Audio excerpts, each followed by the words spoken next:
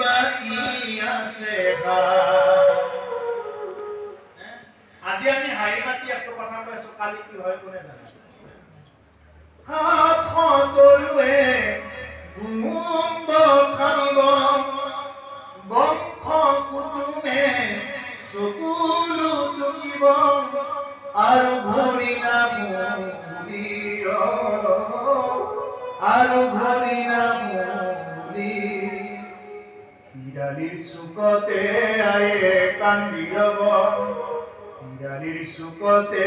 আয়ে কান্দি ৰব কোনকে নি গল বুলি মোৰ মনায়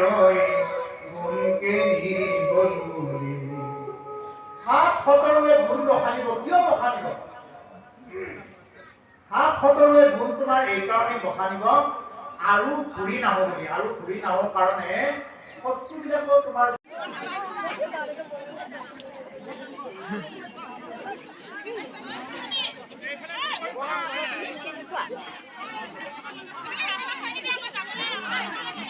বা ইমান মানুহক কোনে পানী দিব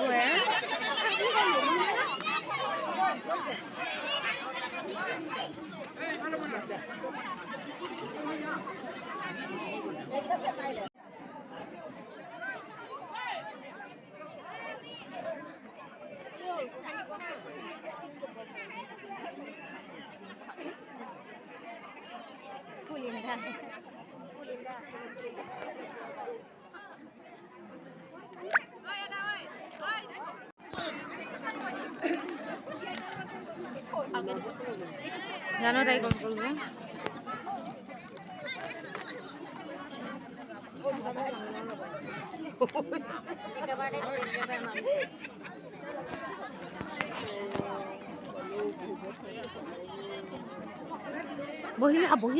বহি লোৱা চিট নাপাবা নহলে বহি লোৱা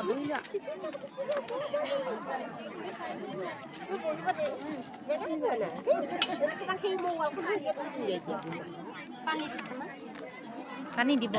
এইফালে আনিছে না টিমত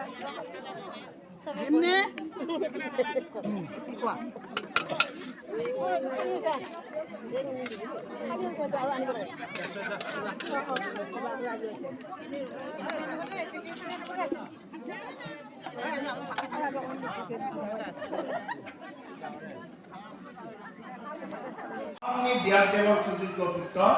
মহামুনি মহন্ত সুখদেৱে এই ভাগৱত কথা কৈছে এতিয়া প্ৰশ্ন হল প্ৰভুসকল ৰজা পৰীক্ষিত মৃত্যুমুখী লোক তাৰমানে আমি নমৰিম নেকি আমাৰ কাৰণে নহয় নেকি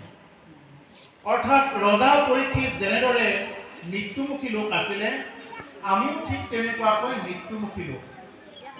ৰজা পৰীক্ষিতে জানিছিলে যে তেওঁ অহা 7 দিনৰ ভিতৰত মৰিব সেইটো তেওঁ জানিছিলে পৰীক্ষিতৰ জীৱনৰ কাৰণে পৰম সৌভাগ্যৰ বিষয়টো হৈছে